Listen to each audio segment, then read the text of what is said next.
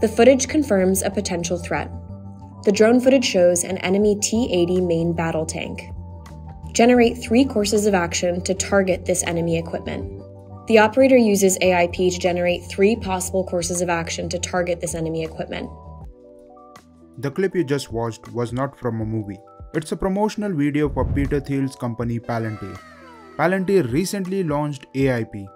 Apart from having an innovative and unique name, AIP brings the power of AI and large language models to defense and military. In the video that the clip is from, the AI identifies enemy units, requests drone footage, generates targeting strategies, suggests optimal routes, validates munition supplies, locates disruptible enemy communication nodes, and initiates jamming operations. And it does all this in a matter of minutes. I like the part where the AI helped me write my essay, but nobody told me that it was Robocop writing the essay. It's all fun and games until you got the drone outside your window. Jokes aside, I'm sure that we all knew sooner or later AI will be used for warfare. But I didn't see this coming. I'm sure that the military-industrial complex is already accepting proposals for stuff like this or will start soon. Also, the government contracts for this technology will probably be for billions of dollars. This news went a bit under the radar with all of the stuff happening in AI, but everyone's favorite news organization, Wise, didn't miss it. Wise, in typical Wise fashion, did the bare minimum research and printed an article questioning the ethics of Palantir. I too could criticize the choice of the video, but after seeing Wise getting bullied on LinkedIn of all places, I need to be more careful. Palantir's ethics lead made a LinkedIn post listing all the articles and statements made by Palantir, stating the importance of rolling this out safely and the grey area of creating products like AIP. Also adding insult to the injury, other LinkedIn users were dropping brokey jokes in the comments while pointing out how Wise is headed for bankruptcy. Bro, it's one thing to get bullied on Twitter, but who the hell gets dunked on at LinkedIn? But the question of ethics still remains, as Palantir points out that this technology is not ethically neutral and can be used for good or bad, and that is why we need to scrutinize the ethics of making such stuff. Due to similar ethical concerns, Geoffrey Hinton, hailed as one of the godfathers of AI, also announced his departure from Google. The title of Godfather is no joke though. Ilya Sutskever, the current chief scientist at OpenAI, is one of Hinton's former students. Geoffrey is a pioneer in deep learning and neural networks and is a key figure in modern AI, but decided to leave Google after a decade of being there. He's stepping down due to the new concerns about the technology he played a significant role in creating. He thought that AI that was smarter than humans was 30 to 50 years away, or even longer. But looking at the progress of LLMs like GPT-3 and 4, he's unsure about it now.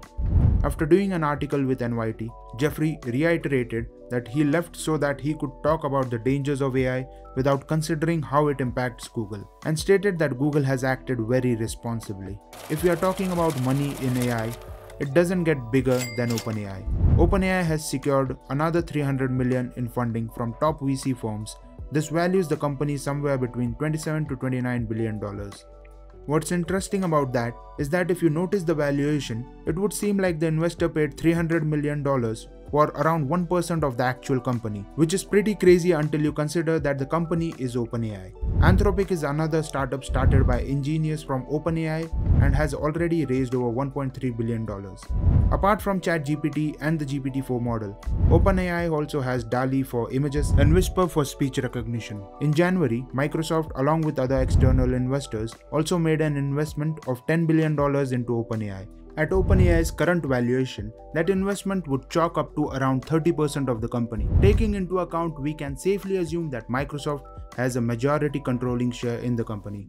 But this $300 million investment is only the second biggest news surrounding OpenAI. The first one being Italy reversing its ban on ChatGPT last week, after OpenAI agreed to meet regulators' demands. In a weird turn of events, Italy just went the other way, where their prime minister, unironically, met with an actual robot. Italy imposed a ban on ChatGPT in March after finding that some users' messages and payment information were exposed to others. The ban reversal came after OpenAI recently announced its incognito mode for ChatGPT, which doesn't save users' conversation history or use it to improve its AI. This feature allows users to switch off chat history and training in their settings, although the company will still retain conversations for up to 30 days to monitor for abuse. After that, the data will be permanently deleted. Moreover, OpenAI plans a ChatGPT business subscription with additional data controls. This subscription will not use conversations for AI model training by default, and is designed for professionals who need more control over their data and enterprises seeking to manage their end users. It was all sunshine and rainbows for ChatGPT until Russia entered the chat. Russia now has its own rival to ChatGPT, GigaChat, probably the best name for a chatbot. This blew up on Twitter, and at the moment, all we know about GigaChat is that it's currently in an invite-only testing mode and it's better at communicating in Russian. Well, that's not a bad feature, but a feature like bigger context length or something more quantifiable would have been better. China also has thrown its hat into the ring with not one but two contenders, Baidu's Ernie chatbot and Alibaba's Tongyi Qianwen. Russia and China both had previously banned ChatGPT, and in a surprise to nobody, they both came out with their own versions. But much is left to be seen about their capabilities. I will try to cover more about GigaChat if and when a paper or a product is released, so make sure to subscribe for that. That's it for this video. Please let me know if you have any other suggestions, subscribe if you are new, and I'll see you in the next video.